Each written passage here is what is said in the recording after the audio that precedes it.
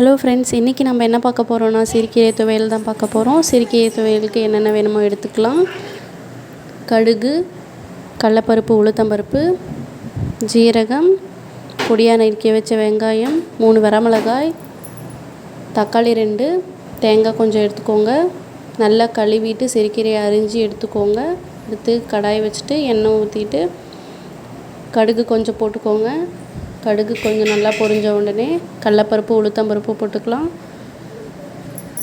அடுத்து ஜீரகம் கொஞ்சம் போட்டுக்கோங்க.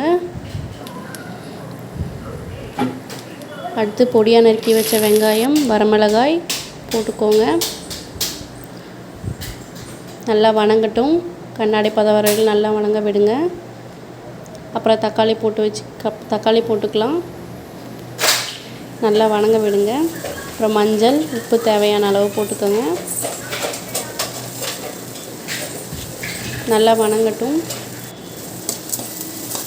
நல்லா கிண்டி விடுங்க.